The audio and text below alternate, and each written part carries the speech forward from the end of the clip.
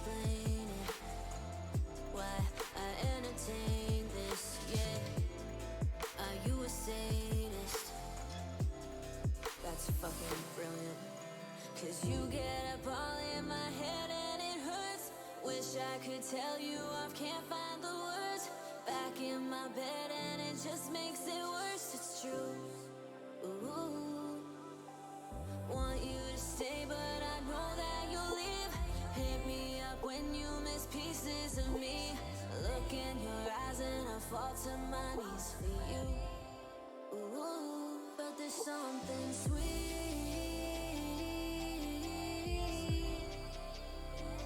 that I deeply need.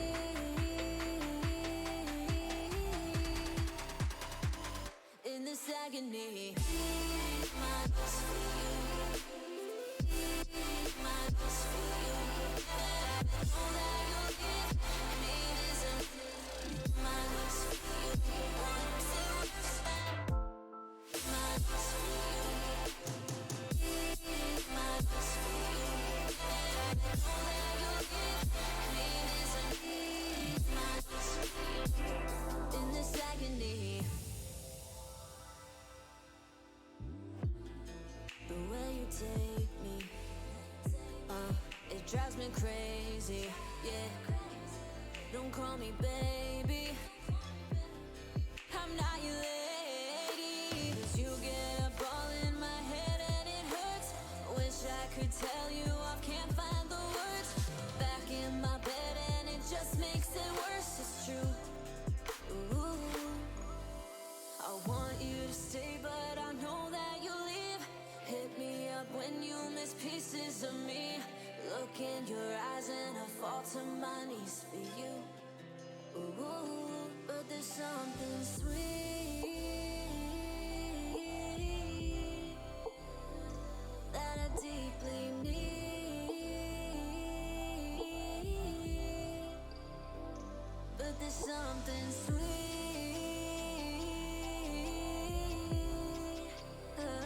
that I deeply need.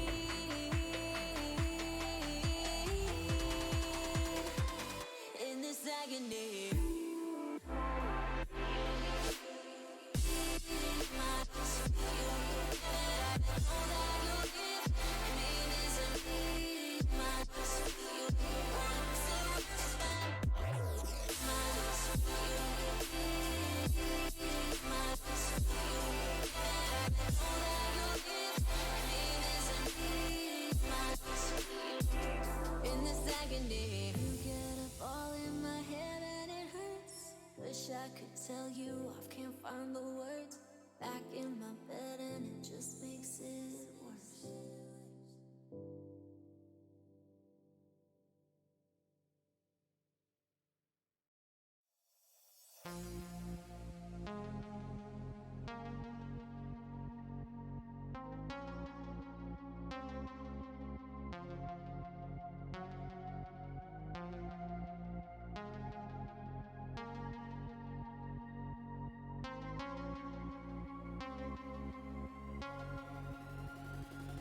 Explode me.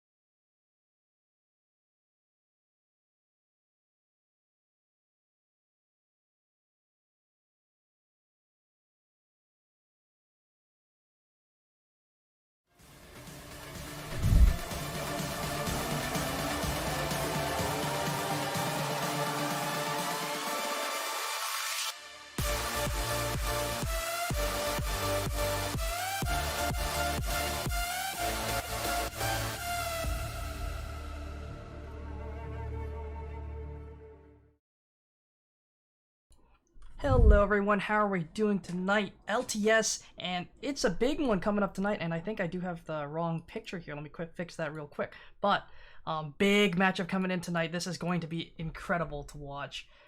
We have two of the biggest names here at Legends taking some big things, this is going to be a big fight here. This is the fight for first, sole proprietor of first place right here, right now tonight, and it's going to be a blast to watch. A blast to cast from my boys here, Gurf and Mr. Dream. Things are going to be amazing. Oh, Salt, couldn't have said it better myself. We got ourselves an absolute treat tonight. Two teams sitting at the top of the standings battling for that first place spot, and we have seen a lot of great stuff from Akuma and MAAD City so far this split, but yes, we're at that we're actually past that halfway point. This is a 9-week split, so now, battling for that first seed into playoffs is going to mean the entire difference, especially once we start seeing those semifinals roll around. But yeah, great stuff from both sides, and again, some of these players tonight are going to be showing up huge, as we have seen in the past. But I think more we're looking at these teams as a whole, as what they kind of pull off in their team comps. I know Dream and I were talking a little bit about what we've seen from both halves of this matchup. MAAD City being very dominant in the early game, able to find those snowbally leads, but Akuma also able to kind of roll around as a giant death ball, and whenever you need numbers, Akuma has them there. It is very, very powerful stuff from them. But Dream, thoughts on our matchup we got tonight? All right, so we have Akuma, who has, if I'm not mistaken, we haven't seen them lose on stream yet. They've they've kind of just dominated pretty much everything, any game they've been a part of. It feels like they let teams beat them in the early game just that way they can beat them in the mid to late. Sometimes it feels like, because oh man, Akuma is a monster unto itself. Rarely do you see the level of play that these players come out with, but they are facing the monsters of MAAD City themselves, who every time we see them on stream have this some sort of mystical stream buff, and they just play 1,000 times better than they do when they're off stream. And they come out with some very, very interesting picks, just to that's putting it lightly. We did see an Ivern week 1 coming from MAAD City, so Chef's kiss on that. I mean, you're totally right. I mean, it is a little bit more unique picks that we end up seeing from MAAD City, but putting in, taking the risk on those, we have seen it pay off significantly for this squad. Well, on this side of Akuma, right? It's a lot of stuff focused around team fighting, stuff like the Galio, the Karma, the Kindred, right? All the stuff that involves, big shields, locking down multiple people with AoE CC. Really good stuff for those team fighting. But looking at these teams too, I was doing a little digging on the stats too. Both teams 4-1 in the standings, right? So with these best of threes coming through, we have seen Akuma win 8 games and only lose 2 in all of the series played so far, versus MAAD City, who has gone overall 9-4. However, I did a little bit more digging on these two teams into how these games have actually been going. So taking a look at different stats such as the Dragons, these two teams are extremely close, with Akuma at 2.9 Dragons a game and MAAD with only a 0.02 difference, 2.92 Dragons a game. We, I think, are going to be seeing some highly contested Dragons in tonight's series. Same with Barons, also very close. 0.6 a game for Akuma, 0.77 a game for MAAD City. It is, again, very, very tight in those numbers when it comes to securing those major objectives. However, while Dream and I were talking, I brought up another one of these stats. This was the one that stood out the most to me, is the towers taken per game. For MAAD City, 5.23 towers a game. Akuma, 8 towers a game. This is what kind of stands out to me, is because when you have this much solid objective control and able to push in these towers, which, with that team-heavy play style that Akuma comes in with, that's where I think those stats are coming in. That's where we see those rotations come in, being able to secure early plating, being able to take a tier 2 tower if someone's attention is focused down towards a dragon. They are not hesitant to do stuff like that. I think that's going to play a big part in how the series goes tonight. Yeah, I definitely agree there. And there's one more stat I want to look up here. It might be a little bit outdated because stats have been updated in a bit, but I want to see the average game time that for these teams, because that can also be a big factor into who is or the words are hard. The towers, thank you. Mm-hmm. How many towers are taken? Because on one side of the coin you see Akuma averaging 8 towers a game. Yeah, that's a lot of towers. But then you have Mad City averaging 5.6. I think you said Something along those 5.62. lines. Quite set. 5.23 towers. 5.23, and you have them averaging 5.23 towers, and you look at it that way, either Akuma takes longer to finish their games and they destroy more of the base to do so, or Akuma is having a bit of a harder time closing out these games, forcing them to take more objectives, and Mad City, they require less towers to be taken because they're ending their games faster and more dominantly. Definitely. And, towers do say a lot, but it's also just overall map control. Like you said, objectives are a key focus for both of these teams, wanting to get around the map, making things happen. But one percentage that I have not heard about, who gets first blood more? Because that can also snowball a big lead. Whoever gets more gold, especially in those first 15 minutes, that's going to be very important, especially considering the elo that we are spectating tonight. These guys are very high elo. Early game is incredibly important when it comes to making plays and deciding how you play out the game from there. Well, Yeah. see if we can figure that out. First blood. Go ahead, Dream. Go ahead. No, you guys can keep talking. I'm looking up stats. While we look at stats, I mean, I'm looking back to seeing what happened in those games that were dropped, right? The fact that last week we actually saw Striking Vipers taking down Akuma 2-0. And this is next time Striking Vipers is on stream, I have a lot to say about them because we have seen a little bit of a resurgence from them from that first week, what we were seeing. So Striking Vipers are definitely up there as a threat. So to be able to take down Akuma is definitely no joke. But I believe, correct me if I'm wrong, who was the team that took down Mad City the other week? That was BG, BSG. or BSG. That was BSG. So right. So even these two top teams, right? There is a window to get punished and to potentially lose out on a couple of these games. Doesn't matter where these teams sit in the standings. Everyone in the LTS is pretty damn skilled. But overall, we have just seen pure domination from either side. I'm hoping we get a 3-game series tonight because that would really show us the test of these two top teams, like really battling out to the T for that final first seed.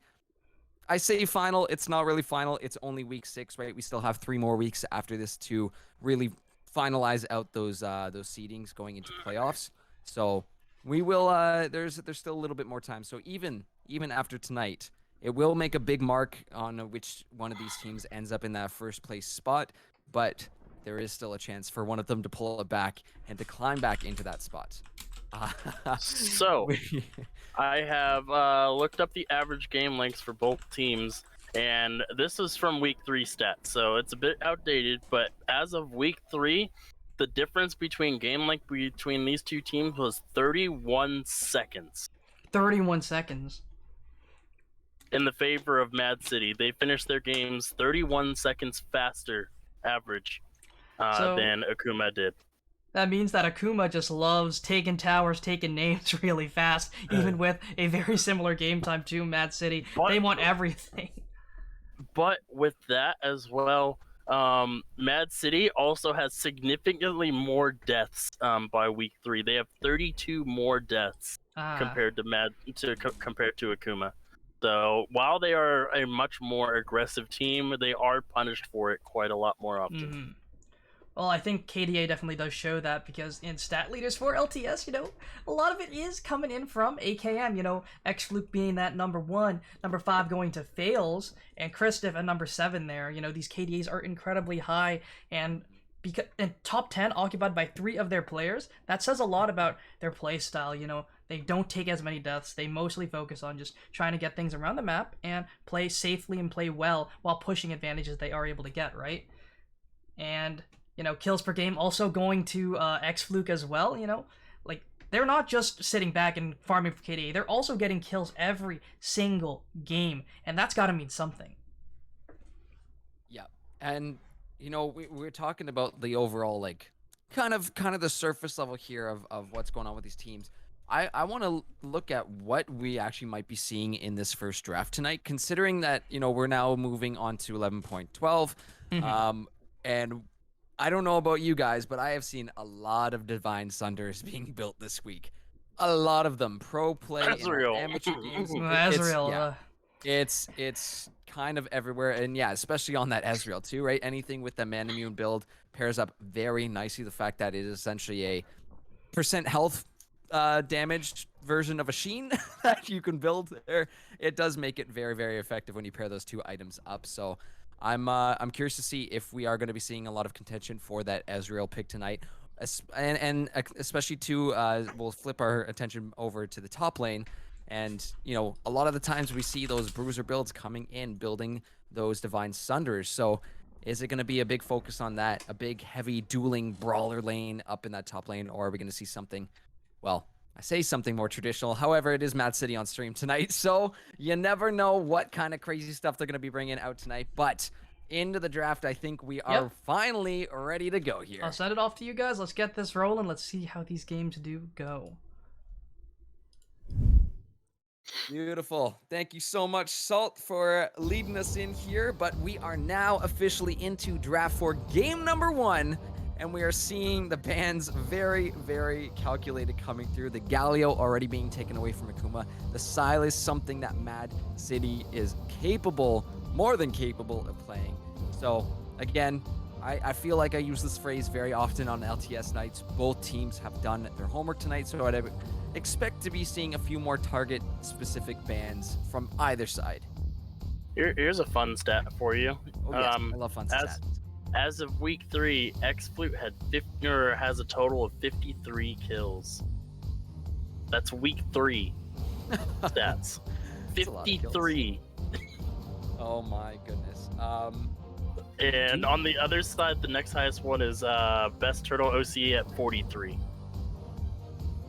Oh my god. Yeah, it's I think going to be a little bit of a bloodbath potentially in this first game while both these teams kind of feel it out. Which I know it'll make for an entertaining game. Don't get me wrong. I'm about to have a lot of fun popping off on some of these fights, but it's going to be crazy. Bans coming through, though. The team are going to be taken away. Not to say, Akuma has run it before. It probably is the...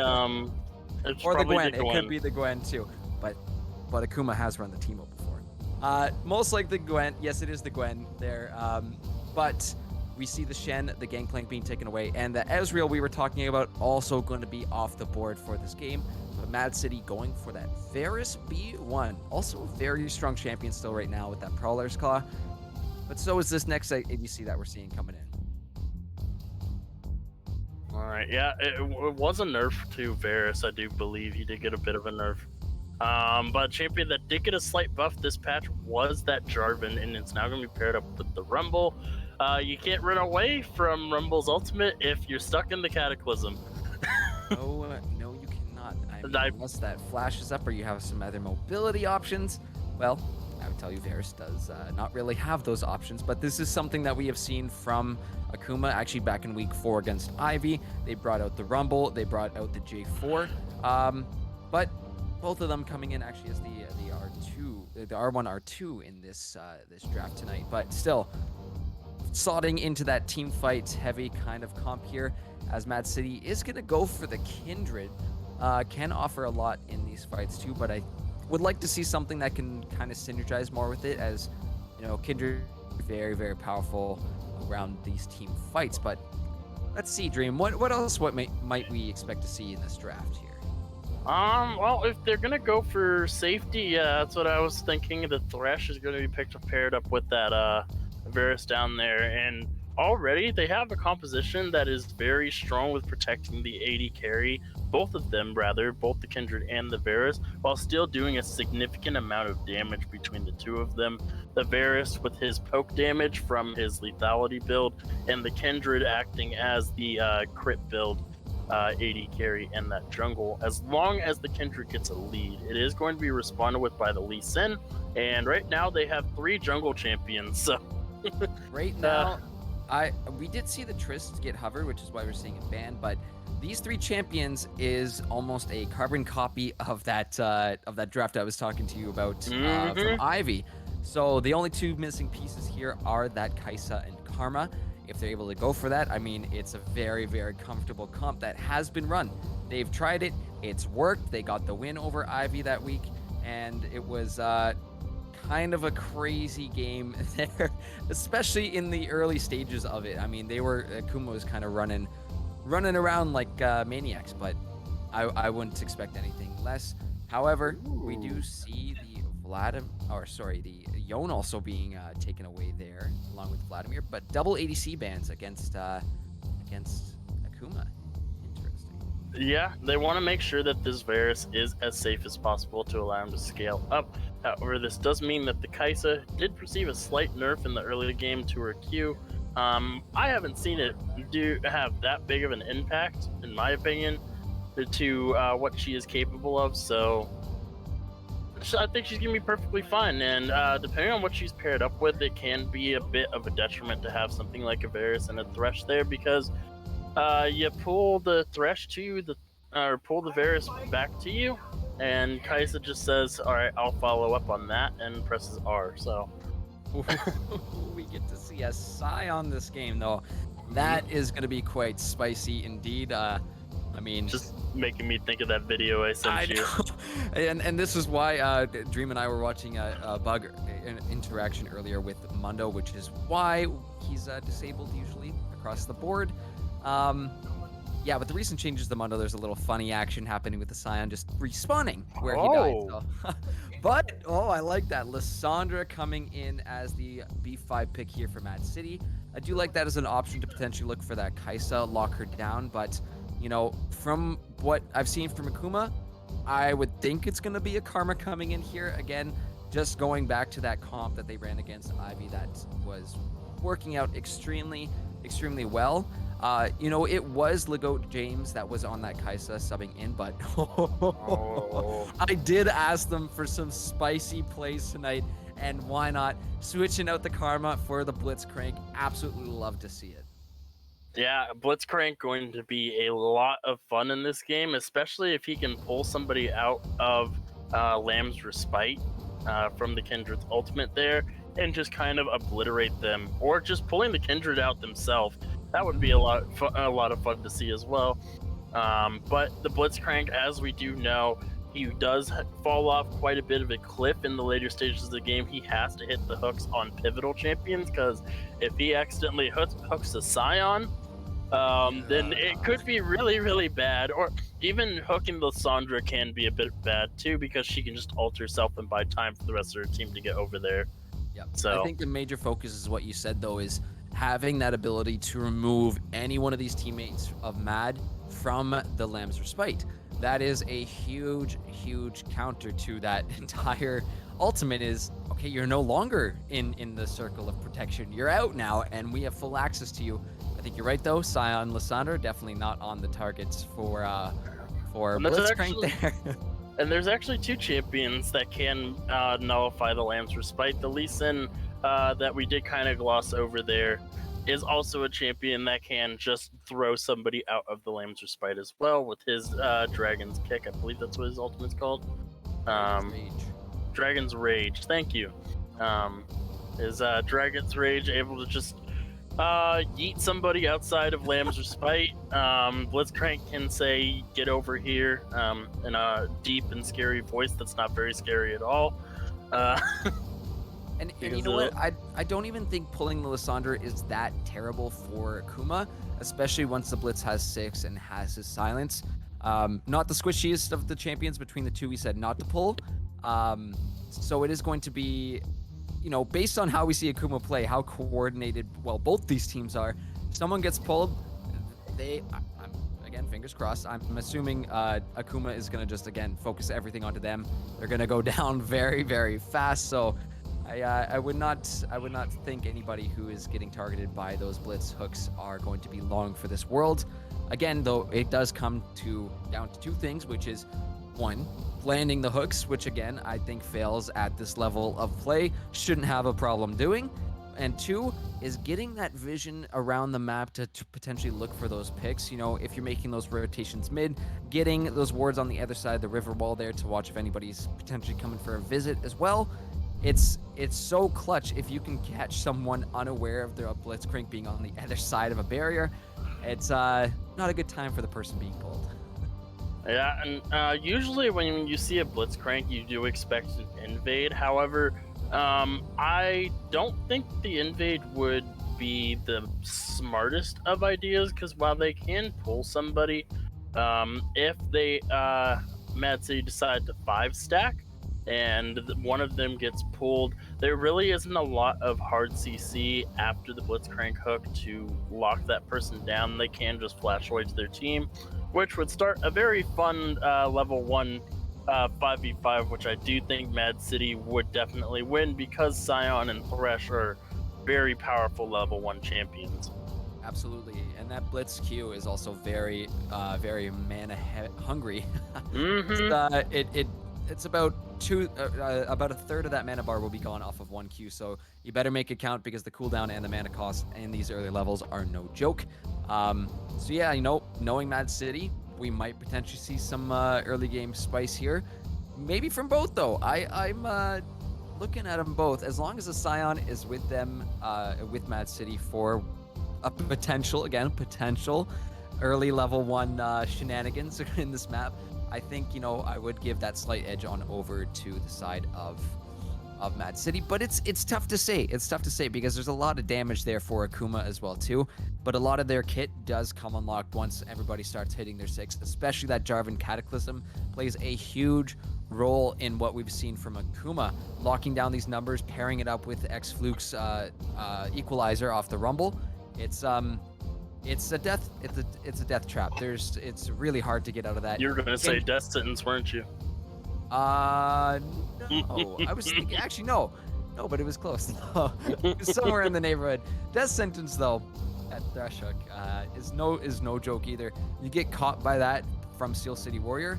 I wouldn't doubt if the Change of Corruption are coming flying out of X-Ray, and you get that big lockdown damage again. Varus Q, even with the nerfs that came to him, he's still pretty damn strong. And I would not underestimate the damage from either side of this matchup. Yeah, and it's going to be a little bit hard to beat the shenanigans that happened yesterday during the stream that I was casting, where we had a 5v5 team fight at 3 minutes in the bot lane. Everybody teleported down for that fight. It was absolutely ridiculous. Everybody was like at sub 20 CS at that point, so nobody had anything. It was basically a level 1 team fight with extra steps because people wasted their summoners. But either way, a very early level fight between these two teams would be extremely fun and probably very hard on your voice curve. You know what? I'm ready for it tonight. Both these teams, absolute titans so far here in the LTS. This is going to be an incredible game, an incredible series that we have for ourselves tonight. A little preview of what our playoffs might just look like down the line. So guys, we are going to be heading to break in just a few short moments, but make sure to keep getting those predictions in. Those are currently open right now, so let us know who you think is going to win game number 1 here tonight. But Dream, again, incredible stuff. 2 incredible teams. Top of the standings, top of the stats. We couldn't ask for anything more. We're absolutely privileged to bring you guys a great series tonight, so we'll be back in just a few short moments for game number 1.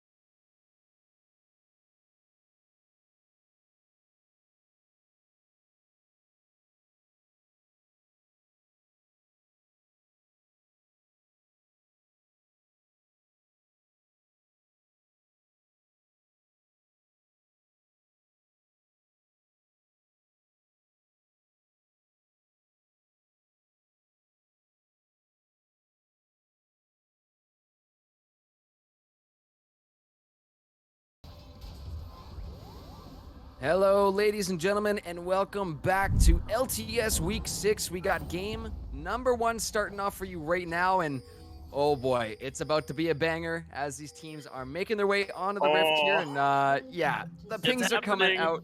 The They're doing this on Akuma. purpose. They heard me say it, so they're doing it on purpose. I mean, they did promise me some nice spicy games here, so this is what we see Fail setting up with that Blitzcrank. I don't know if they're gonna risk putting the ward over the wall. Might just go Look for how the blind hook. similar the skins look. Wait, is this this is nice and coordinated. It's red. A lot of red color scheme coming through here. I'm liking this. Yeah, except for Kaisa. Except for Kaisa. Well, in the neighborhood, as close as the Kaisa skins can come. That's not too bad. Hey, but on the red side though, if you hover around the champion, there's a little red outline. Does that count? I don't know. Anyways, on to this one right now. We aren't gonna get. You know what? They have Halo Blades. It counts. They have red on them. There we go. Yeah, it's perfect.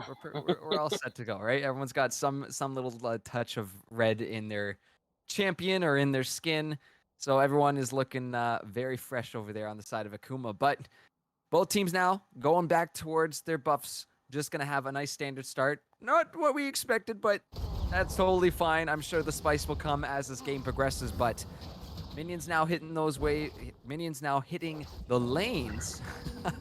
And we are going to have a nice start to this one. Something interesting that I didn't get a chance to talk about in the pregame was the fact that they decided to send the Jarvan to the top side and put Lee Sin in the jungle. I've been so used to seeing Lee Sin in a lane that I forgot that he can actually be a jungler. And Jarvan primarily used in that jungle role. I just assumed it was a top lane Lee Sin. Didn't even process in my head that it could be something different, as the hook will land on a minion. That poor minion is now dead. Minion lives matter as the level 2 comes in for MAAD City, and he is going to throw his hook out and miss. So 2 missed hooks for the bot lane so far from both sides. Nothing interesting going to happen up there, and every time I see Sion, I'm just going to think of the Mundo bug and laugh.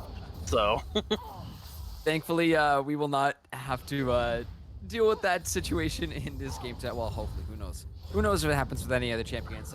Maybe we learned on the job tonight, but a little bit of trading going on between these mid laners right now. Top still, we are going to see this wave start to push into Kristiff right now, so hopefully he can keep that under his wave, under his tower, and just play it safe right now. There's no need to really be pushing for anything crazy, but you do see these numbers from MAAD City kind of hovering around the bot half of the map. Hexmist is on his blue right now, just finishing that one off. So we are going to see potentially a little something happening here. Best Turtle, he's actually standing on a ward right now, and in comes Hexmist. Fails, going to be looking for the hook. Flash and goes extremely wide right now. Best Turtle going on over the wall.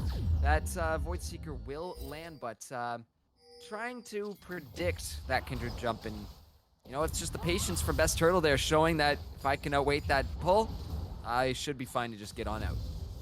I'm going to assume that the Hex Flash bug is fixed because I see players going for it regardless of our warning, so I will assume that it is fixed. We do see Sion. Oh, a little bit of knock up there from Heket and that Pixel Brush, and now MAAD City sending some numbers up. It will chase both Hexmist and X-Fluke out of this scuttle contention. Don't know if they quite want to go for this. It is a numbers disadvantage right now for Akuma.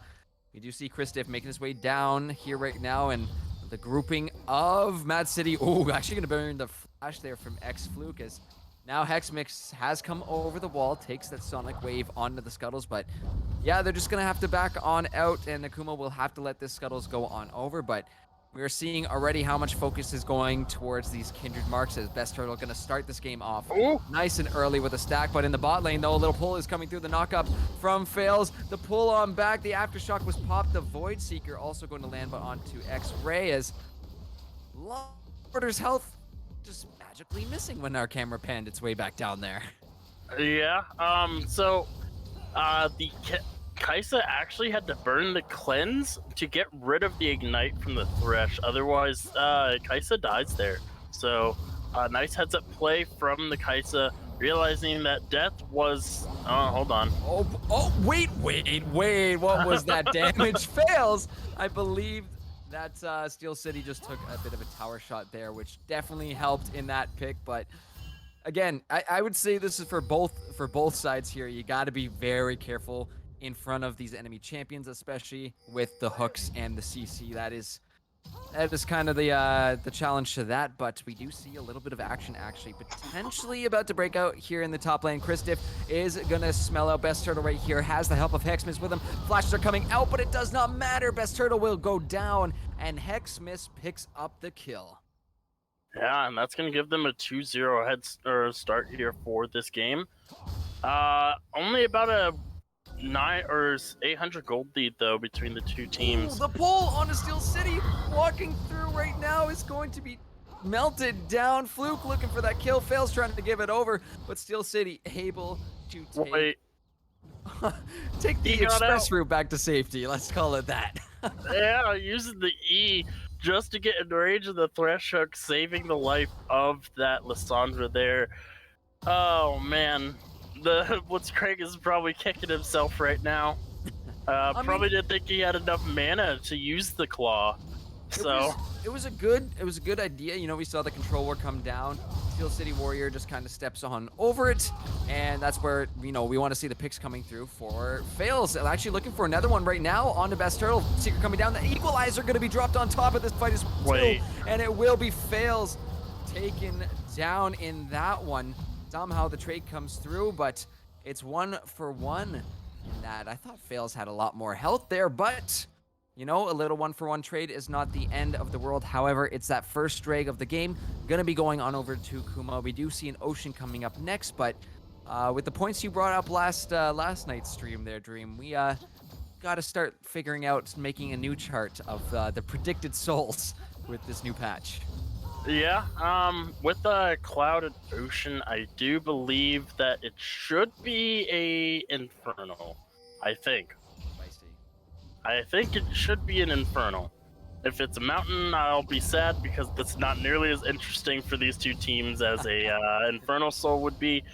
As another Hex Flash is going to be used over that wall, but nothing's going to come out of it this time around. And when I saw the equalizer come down, I completely, again, thought that the Rumble was the jungler and why he was level 6 to Kindred level 4. I was very confused. And then I remembered, wait, he's mid lane. Of course he's level 6 to level 4. That makes sense. Yeah, this Rumble definitely going to be soaking up a lot of experience being in that mid lane. And those items, once they start to come through, that equalizer starts doing a ridiculous amount of damage. However, ooh, very close death sentence there from Steel City Warrior.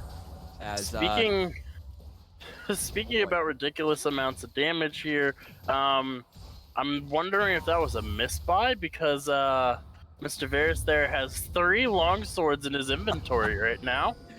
I don't think that's a misbuy. I think that's just I don't think you misbuy 3 longswords by accident, but it is eventually going to build into something for this Varus. I mean, for the early game poke, what you're looking for, you know what? Why not? Why not? We'll take these players' judgments for face value on that one, but yeah.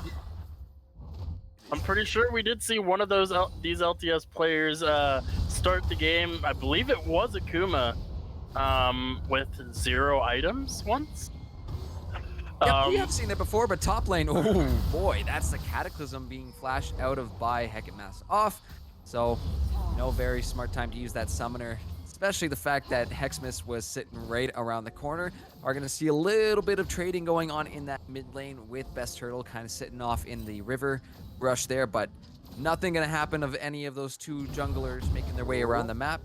But we do got to keep our eyes on these Kindred Mark stream. There's been a lot of focus so far across the map from the side of Akuma to make sure that Best Turtle is not securing these marks. However, mid lane, a little bit of something going down. Death Sentence will land. Still City Warrior. Warrior is there, but it's Warrior who makes it happen.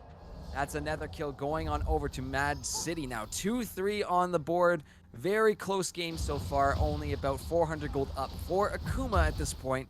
But passing that 10-minute mark, we are starting to see the emergence of these roams popping off. Yeah, and unfortunately, still only 1 mark for the Kindred, though, from that initial Scuttle. Not able to get anything more than that just yet. Both these junglers are at 2 kills apiece. Both of them have shut down gold between the two of them as well.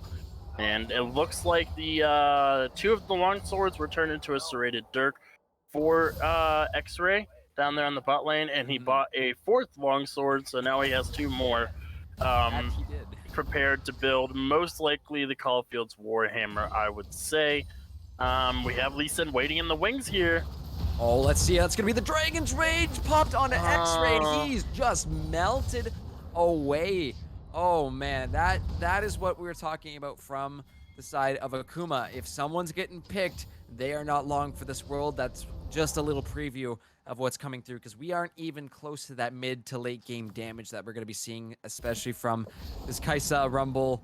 Even the Lee Sin, who we do see actually the Eclipse coming through onto, so he's going to be doing a decent amount of damage himself. However, back to mid lane, Steel City Warrior is pulled up, but it fails in trouble. He's going to flash on over the wall to safety, and that will be the end of that. So luckily for him, he had that summoner available, still has the Hex Flash to use for potential picks, but luckily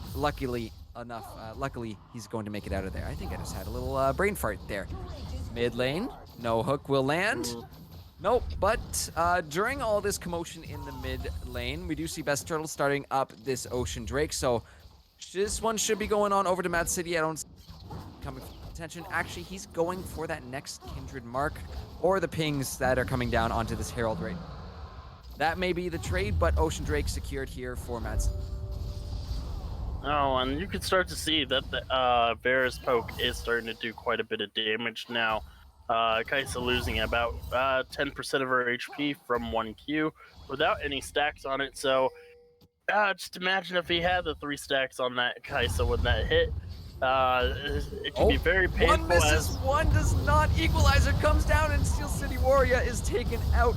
Both the Steel City partners are going to be dropped off of that one. That was a quick little stopwatch that came through there. So I was holding my breath, but I shouldn't have. There's too many members of Akuma there, and this is what happens. You miss one hook, and the response will be, well, I'm just gonna land my hook and look for some more damage here. Best Turtle's in some trouble though, as Fails is getting low. The knock-up, the pullback, the Lambs of Spite will be popped. Hecate Mask Off is here to assist with this one, but he's also surrounded by 3 members. As Fluke's just gonna go over the wall and melt this Kindred down. However, Death Sentence will land onto Hexmiss. He's gonna get shut down. That gold's going over to Warrior, as now Warrior is coming on in. Fails is punished back, and what looked like it was gonna be a good fight for Akuma, these Mad City members come out of nowhere and punish them in that fight.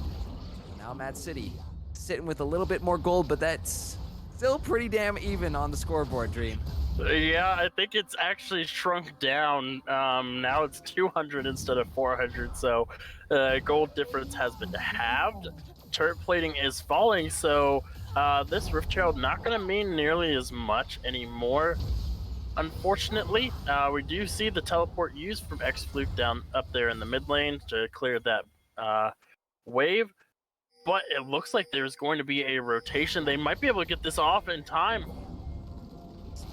Down comes Shelly right now. It's gonna get dropped. A little bit of damage there. Oh, they are gonna get some plates. That's really, really good for Mad City. And now you see the gold, that 200 gold lead now swung in favor of Mad City. Barely even that. This is like 150 gold. This is like 2 control wards difference in gold at this point, Dream. Oh man, that literally came in on the last possible second for that Rift Herald charge there to get that plating gold. It's almost like Mad City planned it or something. Very good timing from them for sure. There is going to be another mountain up, but that's not for another 2 minutes. I do want to keep my eyes. It is a Mountain Soul, Satch. It is a Mountain Soul. Yes, we got, what is it?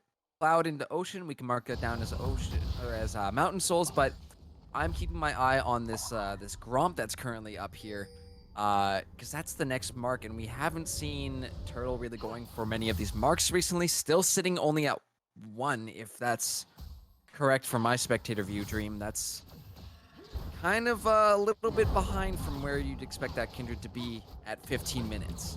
Yeah, hasn't been able to get much of anything. No kills.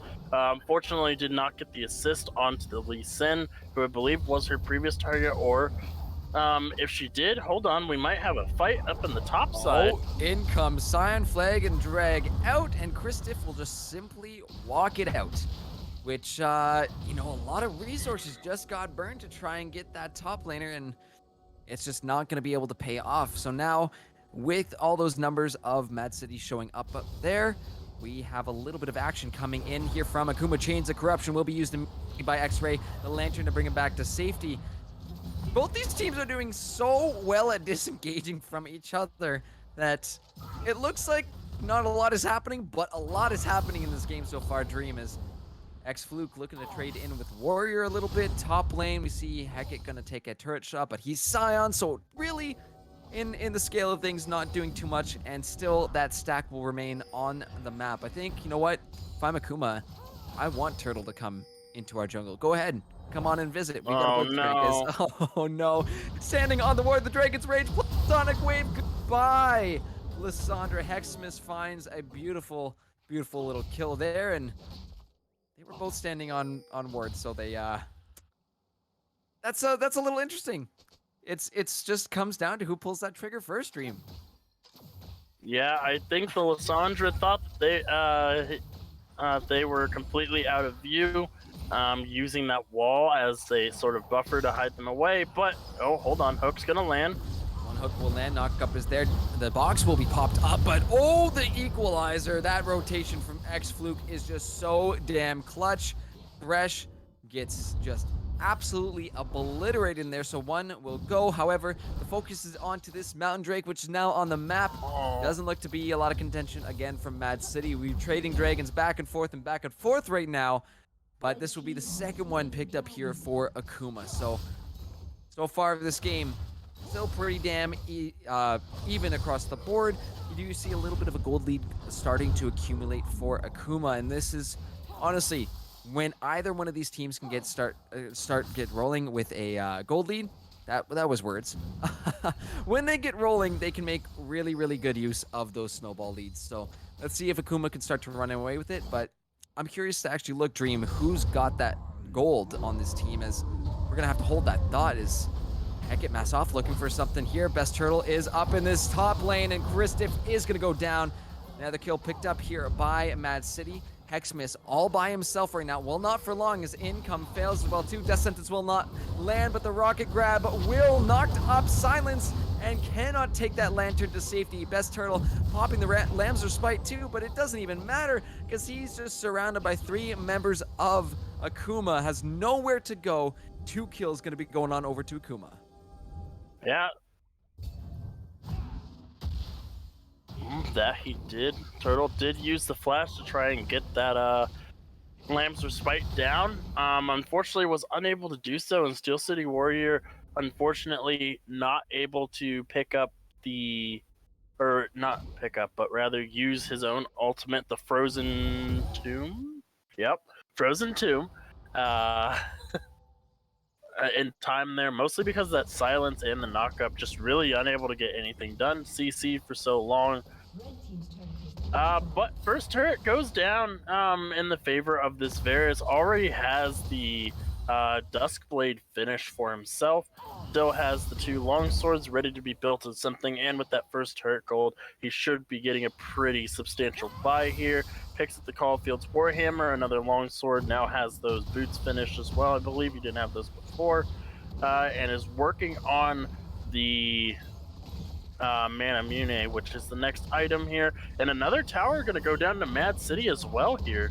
So 2 turrets down for nothing. So closing that gap of gold once again between the 2 teams. Despite the 2 kills they got earlier, they lose 2 towers in response. I think that is a net win for Mad City. Yeah, Mad City doing pretty damn well on these objectives so far. And, for what we've seen, it was a pretty late first tower, but both of them coming in that tier 1 top and bottom at the same time pretty much, is going to be some nice gold into the pockets of Mad City. Still, we are seeing that gold difference shrink to pretty damn close numbers here. But now that we are past that 20-minute mark, there is a much bigger objective on this map. That being the big purple worm themselves, that Baron there, as we are going to see some action start to break out here in this top lane. Stride Breaker will be used, Cataclysm coming down, but Heckin Mask Off just simply going to use the flash, use the Unstoppable Onslaught, and he is out to safety. So again, we're seeing the really, really good use of disengaging tools from both sides in this game. As Tier 1 mid also going to be going down right now. Turtle and X-Ray there to help finish off the last little bit of that health bar.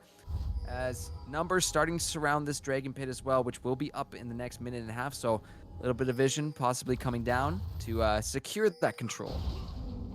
Yeah, reminds me of a time where I was playing Scion and there was a Lee Sin on the other team. I did exactly what that Scion did, and Lee Sin landed the Q. Unfortunately, as I did it, he took the Q in and followed me back underneath my tier 3 or my inhibitor tower, and I killed him there. He was not very happy. You know what you do? You just run right back to Fountain. That would be the play. Oh man, if we saw I don't think we'd see something like that happen at this level, but damn, I would be in stitches if that happened in one of my games. Oh, that'd be just pure gold.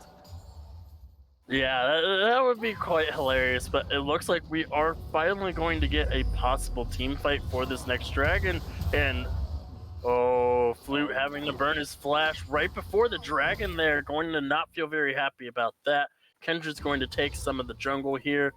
That is not a mark, unfortunately. Still only has 2 marks, needs 2 more for that spike in power, but it looks like there's going to be a rotation to the mid lane here. This is Akuma showing up at his big strong death ball, but that's gonna be Fails getting pulled, and Heckin picks up the kill on that. Chains of Corruption and the box gonna be popped, but the knockup from the Scion Best Turtle gonna secure that kill on Chris Stiff right there. And what looked like it was a nice setup here for this dragon from Akuma quickly turned around by MAAD City, able to play that very, very well, and you know, still had the last little defense of that mid tier 1 under their belt. So they are simply going to be able to take this 4th Drake of the game, now making it 2 apiece for either of these teams. Currently, though, Fluke is trying to get a little bit of damage on that top tier 2. Not going to have the wave to push it and needs to back out because there are numbers starting to come up towards his top side. Yeah, unfortunately for them, that play does not pan out. I do like the movement from Akuma to try and take out that their first tower of the game there, but MAAD City sniffing out that play, able to get the hook on this time. This time the opposite effect happens. The hook from the Blitzcrank misses, but the hook from the Thresh does not miss. Ironically enough, it's all trying to hit the same 2 champions. So yep. And looking at this game though, like it's really comes down to who can execute to a T. You make one little mistake, either team is going to be at the throats of the others if they slip up for 1 single second. This is what makes these 2 teams so incredibly powerful. This is why both these teams are sitting tied for first right now. And I mean, by the end of the night, there can only be one Dream, so we're going to have to see who is able to slide into that first place spot here. But I don't want to find out. I don't want to find out. I just want these games to go on all night. Best of infinity. That's how we're rolling with tonight. Yep. But it's incredibly even. You look at the gold, you look at the dragons, even across the board when it comes to kills, right? It's the junglers from both sides that are sitting with the most kills, with their mid laners next in line. That's where a lot of the gold seems to be allocated, and a lot of the times, you know, we are seeing Hexmas and Best Turtles setting up for these fights with the addition of their supports, those hook supports for that extra CC, and then, you know, rest of the team is just suddenly there. But I think it's going to come down to execution and timing of a lot of these very crucial ults, because yeah, one slip up Dream is Old Lantern coming out, but he can't get to it in time. However, 2 TPs are coming in right now. Dream Heckin is gonna get pulled up, but so is gonna be Chris Stiff. He's pulled underneath the tower, takes a few shots of himself. Best Turtle in a terrible spot, but he's got the Lancer's fight to stay alive. back to the safety of his tower. Kristiff is going to get low, but in comes the equalizer as well. Everybody's starting to back on off from Akuma, but it's a lot of low health bars. Keyboarder looking for something. Death Sentence will land on the Hexmas, but he's got the stopwatch to keep himself alive for just a little while longer. This mid-tier 1 getting extremely low as well. And Steel City Warrior still looking for those Death Sentence. Void Seekers are going to be coming out. That is definitely not the person you want to pull there, Fails. We talked about this in draft. We talked about this. But very close from either side. I believe only one person dropped, and that was in the initial engage from X-Ray. But crazy stuff, Dream. Yeah, something that I do also want to point out when you were talking about that gold difference. Oh, wait, hold on. That point we'll have to wait for a little bit because Baron is on the board for MAAD City, and I don't think they know about it now, and they're gonna immediately back off. But that Baron was going down pretty quick. Quick, but not quick enough. Oh no! As now, MAAD City gonna have to be very safe here, but Steel City Warrior caught by just a little edge of that equalizer. Needs to make it out to safety. That Sonic Wave is gonna be down for another few short seconds, but still, MAAD City play it safe. They back on off the Baron, and they just remove themselves from this jungle. But we're starting to see that vision control start. Speaking of Baron, tanks have been put onto it. It's starting. Yep, and this time it's Akuma going for it. The TP actually is going to come through from the Slander. She's going to get on the backside of the Fails, is in that Pixel Brush. And the the onslaught is coming through. Chains of Corruption is going to be... Cataclysm coming down onto Best Turtle. Massive shields are going to be popped. That Baron is doing a lot of damage, but it's not to MAAD City. It's Akuma stuck in that pit, taking all that damage. And MAAD City find themselves the ace, turn their focus back onto the big purple worm, just like they all intended to at the start. That was the plan from the start, Dream. Oh, yeah, totally. And it's going to be a 26-minute Baron for Akuma. Now the kills are tied up, and we are going to finally see a significant gold lead for one of these teams. A 3,000 gold lead after that Baron, 3 towers to 1. Dead even in dragons, but the next dragon is spawning in the next 25 seconds. Unfortunately, Kindred not going to be a recipient of that purple worm, but it is still going to mean they are going to have that super powerful buff for the next 3 minutes. And they should be able to get a lot of work done. They might even be able to get this next dragon as well if they play this next team fight right. All of their cooldowns are up. That's how short these cooldowns are. The only thing that's not up from either team is that Cataclysm from the Jarvan. And, well, it's going to be off cooldown very, very shortly. We can see the battle for vision going on around this river entrance here. All 5 members of Akuma are here. Chains of Corruption going to come down into a tight spot, but so is the Equalizer. Cataclysm onto that back line, but Kristiff is just taken out. Lamb's Sprite going to be popped to keep Best Turtle alive, but it's only Fluke in this back line with 3 other members of MAAD City here. The flash from X-Ray plus the quiver. Oh my goodness, it's just so much damage. A double kill for X-Ray. MAAD City find themselves another ace. They're going to go ahead and pick up this 3rd dragon of the game, putting them to soul point. And now we're starting to see this gold lead get a little bit out of hand, Dream. Yeah, that was a very good team fight from MAAD City there, getting the Chains of Corruption down onto that Jarvan when then it immediately landed onto the Lee Sin right after that. So their primary engage was locked up for so long they couldn't get anything in, and the champions that were behind it, because of how narrow the corridor was, it allowed the Chains of Corruption to spread and basically disengage the rest of the team from being able to protect their front line. So no damage was coming from their back line for that initial part. And after the front line is dead, it's just easy cleanup from the rest of them. We saw that Kaisa did her best, but lost in a 1v1 fight between herself and Varus there.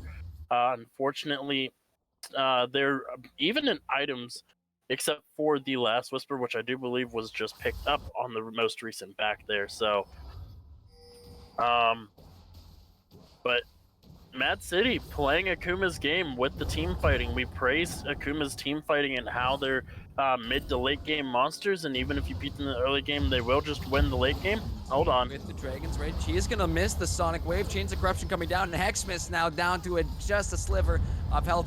TP coming in, but the knockup from Hecate is there. Thankfully, the Flag and Drake comes through, but it doesn't matter. Varus with the long long poke is gonna be able to find the kill, and now Akuma are a member less with this. Lockdown from the Frozen Tomb onto Kristiff. It will not last for very long, but the hook's coming. Warrior will survive for some time, but the Equalizer gonna be melting down some of these members of MAAD City, but it's just not enough. MAAD City with that lead right now. MAAD City with the momentum pushing into this mid inhibitor are going to be taking this one out. Don't know if they're going to look for the end right now. They don't have that Baron buff anymore, but they definitely got some damage they can do to these towers. Heck, it's still, you can see how damn tanky he is already. Hasn't even died this game. 2-0-15. Chains of Corruption off of cooldown already. Was used already in this fight. X-Ray gets slow from Keyboarder, able to find the kill with that killer instinct. Lancer's fight is going to be pop. Best Turtle forced to run away down to about a quarter health. Will make it out to safety. I think Hexmas might be on a little bit of a hunt there, as you can smell somebody's on my red buff right now, and I don't like that. Yeah, Kindred gonna take the long way out of that jungle there. Gonna be safe getting out. Looks like the chase isn't gonna go any further. And by the way, Kindred finally got that 4th stack at some point between the last time we talked about it and now, so does have that buff to it. Not getting any more though, but Lee Sin is over on the. Who smited away? Best No, Turtle. it was an auto. It was an auto that came. Oh, it was the Lee Sin smite and the auto from the kid. Wow, 20 health. Yep. 20 health on that one. Either way, very close. And Turtle's just gonna be like, hey, yeah, this is my jungle. This is my blue buff. This is who it goes to. I mean, that's the logic on that one. If I doing in there, but I was you know what, Hexmas is kind of lucky that he didn't get punished more for the amount of time he just spent hunting that Kindred down, so thankfully he will be fine. However, Turtle's now the subject of that rocket grab, and what is that damage coming through? The Equalizer gonna be popped and put right on the lantern, so Best Turtle can't even take that back to safety, able to survive yet once again. This Kindred has gotten out multiple times now with just a sliver on that health bar. Yeah, this Kindred has been living on a knife's edge, I want to say. That would probably be the best way to describe it. And despite the fact that all of that happened and there's a massive lead for MAAD City right now, I do have to point out the power of this Kaisa keeping up in items with this Varus here, despite the difference in their kill assist there. It's the CS. She's 50 CS above. She's almost at 10 CS a minute, 32 minutes into the game. You look at the gold dream too. It's only like a 50 gold difference between these two guys. Actually, we'll make it a little bit of 100. It just changed right there, but still, in the long scheme of things, that is very close for being this far into the game. But beautiful death sentence onto Hexmas will land and will pop the Guardian Angle, but the triple Cataclysm locking down so many members. In comes the Equalizer, but it's just a little too late. That Cataclysm was popped a little early on, but the Dragon's Rage to kick one member out. However, MAAD City popping off right now. The Lambs are Sprite gonna be popped. However, pulled on out from safety. However, Best Turtle will still survive. That Lantern is there, but with the Rumble coming back up, MAAD City gonna be losing one member here. Akuma losing much, much more, and now it's just survival of the base. That is the goal they have right now. Can we keep this alive? Not with the Chains of Corruption. However, the cleanse is going to be popped there by Keyboarder to stay alive. These Nexus turrets are going down. There's going one. Next one is going to be popped. The pull over the wall. Killer Instinct is going to be used, but Steel City Warrior is just going to go pop that Zonia's go golden. It's the ace for MAAD City, and the Nexus going down. Game 1 going over to MAAD City. As, wait a minute. There we go. Oh man. What a game. If that was game 1, I want 3 more. I want 2 more. No, I want 5 more. I want a 5-game series. I want a 5-game series from these two teams. I mean, man. That was so close all the way up until about 21 minutes where MAAD City found that first ace. And after that, you know, they were still pretty close on some of these fights, but it just seemed at the very end of those fights, it was MAAD City surviving with those very sliver of health. And that, you know, that's when it comes down to those numbers, those very close trades, that can make the entire difference here in LTS. And it was just incredible stuff. But Dream, thoughts on that game? Oh, thoughts. Where do I begin? I thought Akuma had it. They did their early game team fights very well. They rotated very well, and their just overall communication just seemed better in the early stages of the game. But as the game went on, it seemed like Akuma was struggling to keep pace with the aggressiveness, and that's something that we talked about in pregame, that Akuma has allowed teams to be hyper aggressive with them and they come back later on and win anyways. But this time around, it just felt like Akuma wasn't able to keep pace with Mad City. um, the Kindred doing so much work, surviving on the skin of her teeth multiple times. Congrats, Mr. Salt, on the 3.1k token I heard payoff that. there. Sion not dying the entire time. He had a 22 KDA, perfect KDA, 2 kills and 20 assists, more assists than his own support. He was actually there for 22 out of the 25 kills that his team got. That's insane. Yeah, no, this game was absolutely bonkers, and I mean, we saw lots of good stuff from both sides, but I think back to that point about Akuma, they have shown us they are good at slowing down games and getting to a point where they're comfortable to be like, okay, we're ready, let's go, let's win this. But now I think they're realizing how aggressive Mad City can truly be, and when a team comes in and says, we're not going to let you slow down this game, we are going to the wall every single time we fight, every time we look for an invade, for a dragon, for a tower, we are going to be there and ready to fight. It does make you question, can we continue to go with our traditional team comps? Do we need something that can slow them down even more? Or are we just going to go toe-to-toe with them and try and show them how strong we can be when we're the ones making those calls first, making those picks first, starting those fights first? But honestly, I'm excited to see what's going to happen. Tokens have been dealt out, so those of you who bet for Mad City going to be walking away a little richer. And also, we have a poll up for player of the game, so let us know in Twitch chat there who you think deserves that position.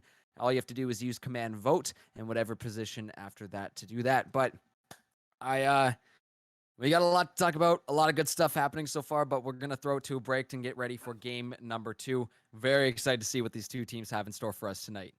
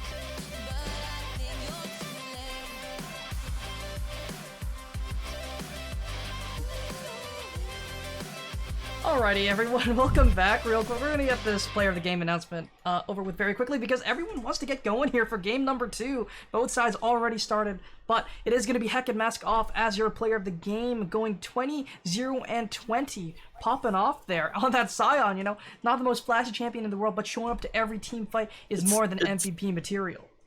2-0-20. Wait a second, that's not right.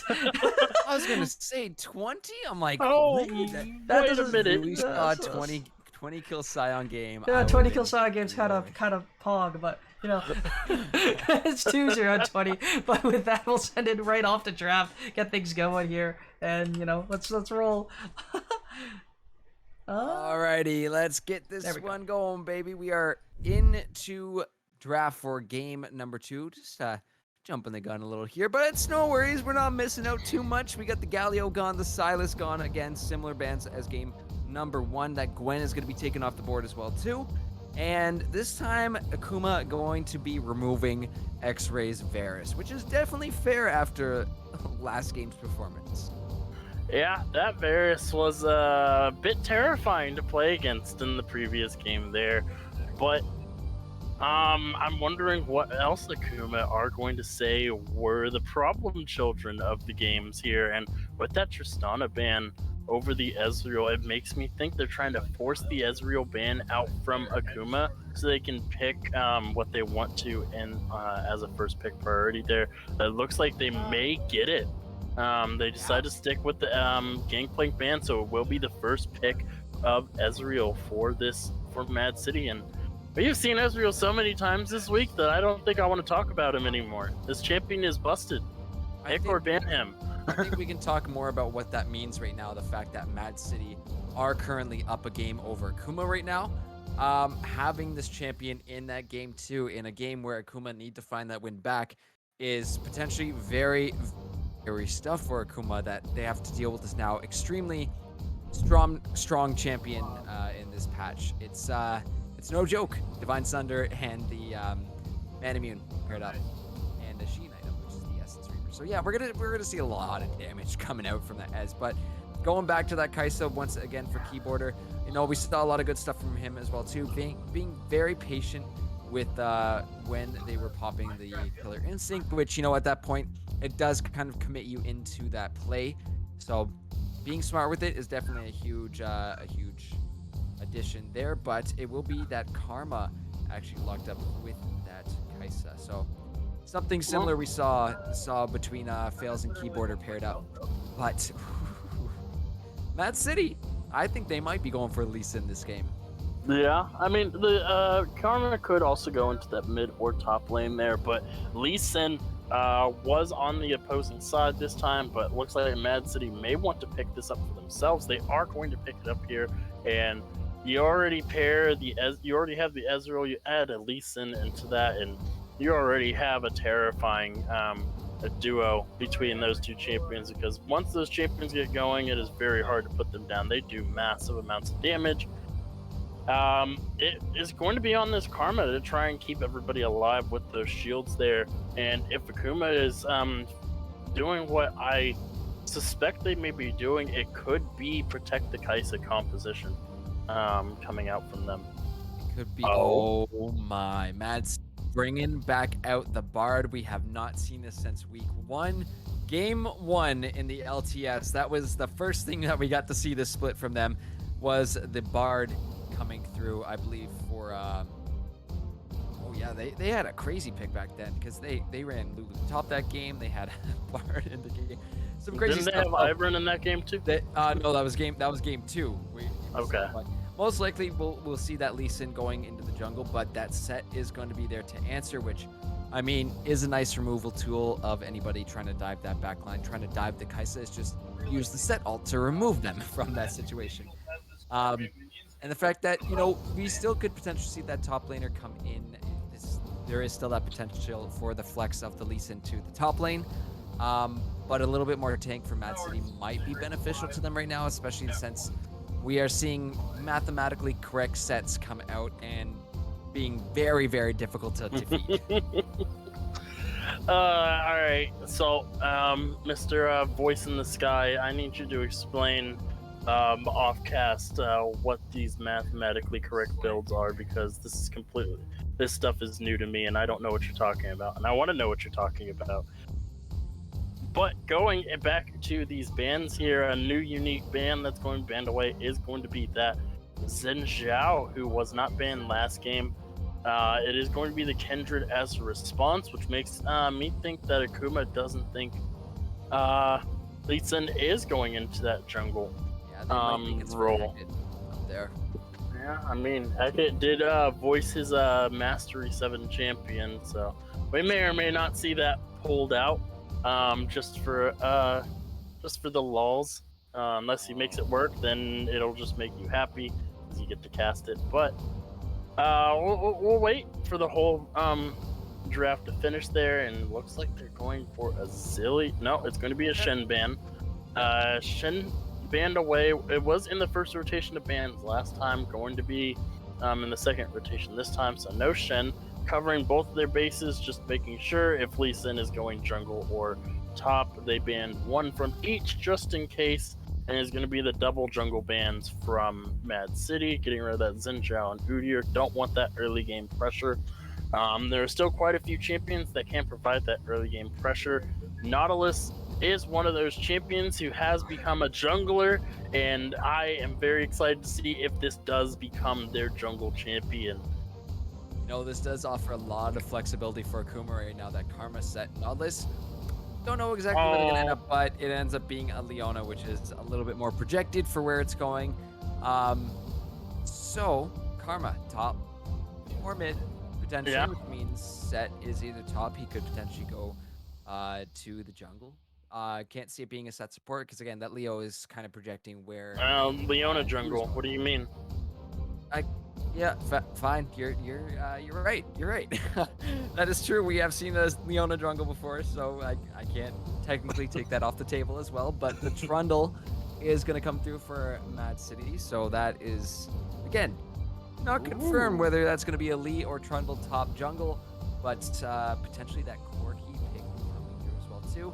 I do like this Trundle. You know, it does offer a little bit of beefiness to this team, especially with all the squishiness kind of floating around with that Bard, that Ezreal, that and if it does end up being the Corki, but that's a lot of damage. And honestly, what I've seen from Corki players is it always shocks me how much damage they can output and how fast. If you get in the face of a Corki and he's able to pop his W and hit you with his little minigun, instantly die. yeah, Instantaneously. you just die. Yeah. But I had to play against a Corki on Monday, and I accidentally fat-fingered my E instead of my W, and I E'd into the Corki, and he one-shot me. They will do that, but speaking of one-shotting, is the potential Evelyn. I have not seen an Evelyn come through, but if it's going to be the case... We were wanting Akuma to see... It is going to be locked in. Nice. We were wanting Akuma to switch up their usual team fight strategy where they just wait, and then hit the go button. This time, once level 6 hit, they just hits the go button and press R and half your team is dead. It's a team of squishies on the other side, save the Trundle. And you get hit by that last caress? I believe that's what it's called, unless they changed the name. It is last caress, yeah. The last caress. You get hit by that last caress, it does so much damage, especially for the poor Ezreal. Literally just the Q ult kills Ezreal. I have been on the receiving end of that ultimate so many times, I have nightmares about it. Yeah, and I did just see a quick little mention of math being included in tonight's show, so this set coming out, from what I haven't personally played it. I know there are a couple players in our league that have brought it out before, but what I'm looking at, you're not worried about resistances. You're not looking at attack speed. No. You want HP and damage. That's it. And ability haste, yes. You want to be able to get those abilities off even faster, which means more damage. So that is the mathematically correct set build. We are going to be seeing it in the top lane for Chris Diff. So that into the Trundle, I would assume that's going to be a fun lane to watch. Two brawlers just going at it, but Whoa. we do. Trundle top lane. When's the last time you saw a Trundle top lane? It's been a minute. It's definitely been a minute. We don't talk about Trick. We don't talk about subpar streamers here. Oh my goodness. This is Oh, Legends. Karma going to the mid lane though for Fluke. Into that Corki. How do you feel about that mid lane matchup, Dream? Karma into a Corki. Karma has the distance to keep safe from this Corki, but her jungler's not gonna be able to help her out very much if Lee Sin decides to show up. Evelyn is not the best ganking jungler pre-6. Once she gets that invisibility, that's when she becomes a very terrifying champion on the field, as the new Mundo is being hovered, but that is definitely not allowed at the moment for the first 2 weeks, so no Mundo this time around. As much as I am super excited to cast that champion, especially if they haven't fixed the bug in Scions in the game. Oh man, you know what? I have a counterpoint to that, Evelyn. I disagree with you on that one. Even though she's not going to be as efficient at getting those those ganks off, the charm can really be massive for this mid lane if they're able to find the Corki. Yes, there is that Valkyrie that can help get him away, but you know, if you watch and you wait for that Corki to use the Valkyrie, if he ends up being aggressive with it, right? You know, Karma can tank up a little bit of that damage with the shield, can pop her W, even Mantra W too for that instant healing proc and then extra healing along with the CC from her leash. If you're able to pair that up with an Evelyn, there's a very good chance you are going to be finding those early kills onto someone squishy like Corki. While I'm kind of talking about that though, folks, there are predictions currently open right now, so you can let us know who you think is going to win game number 2. Those are up, so put those channel points to good use and let us know who is going to take the second one home. But Dream, got a couple minutes here until we hop on to the Rift. What's our general vibe here for game number 2? Alright, let's see. This top lane, I have not seen Trundle in the top lane in a very, very long time, so I do not know how that matchup is going to go between him and Set, because the last time I saw Trundle in the top lane, Set wasn't a champion in League of Legends yet. That's true. So, it has been a while. I don't believe we're super familiar with that top lane matchup, but the jungles, you know, that's a bit more straightforward. If Evelyn comes across Lee Sin in the jungle, Evelyn needs to run away if she's not level 6. Evelyn doesn't win 1v1 engages with the Lee Sin in the early stages of the game, because Lee Sin's first few levels are disgustingly powerful with the amount of damage she can put out. Karma, she should have a fairly safe lane. Corki is a very mid-range champion, so Karma should be able to just farm with her autos and Q perfectly fine. She shouldn't be under much threat, and if she is, she does have the E shield to get away. Ezreal Bard, that is the epitome of poke and harassment, and I hate being an AD carry against that bot lane. And Leona is going to feel the full force of it because she is a melee champion. But if a Leona lands an EQ on either one of those champions, especially that Bard who can't get away as easily with that tunnel on cooldown, it could be a death sentence. There's no thresh in this one, so no real death sentence is coming out, but it can be the death of a celestial being in the bot lane, leaving Ezreal to probably loot his friend for money, you know? Yeah, I would say that too, is that focus should be onto the Bard if you're going to go for one of these two bot laners. The Ezreal is simply going to E away every time that Leona looks to toss a Zenith Blade on him, so I think that's probably the call for that one. Curious to see who's going to hit that level 2 first, because that can probably make a huge impact if we see this bot lane get rolling very early on, especially for Kai'Sa's too. They need to get those early game leads, right? We saw last game, you know, Keyboarder did just a phenomenal job at CSing, which allowed him to keep up with X-Ray. Yeah, but 10 CS a minute at 32 minutes. Do you know how hard that is? To get TNCS a minute for an entire 34-minute game. Yep. Jesus. That's when we start calling the LCS and be like, yo, we got someone here that might interest you. But no, it's honestly crazy stuff. But if the Kai'Sa can get a lead, it becomes less of we're even to I'm hunting. I'm out for blood right now as the Kai'Sa. But we are ticking down to that timer, so we're gonna go to a quick break, guys. Make sure to keep getting those predictions in. Let us know who is gonna win game number 2 here, if Akuma can get one back, or if Mad City are gonna take it home 2-0 tonight. We'll see you on the Rift in just a few short moments.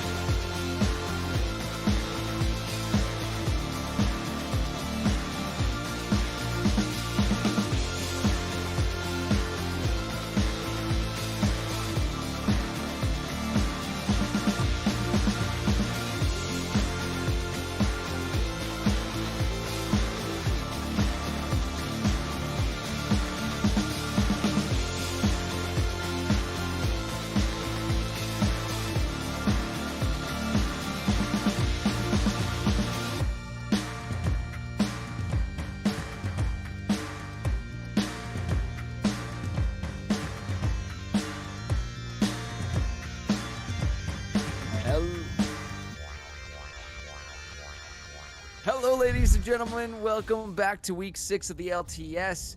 We got game number 2 getting underway right now. Currently, Mad City are up, just taking home that game number 1. But we've got 2 very, very strong teams on our hand, and one of them has a mathematically correct, well, yet to see it, but Well, I think it's going to be the mathematically correct set because I'm looking at the chat. Apparently, there was a pause that we skipped over because it was so short. While Chris Diff looked up set build.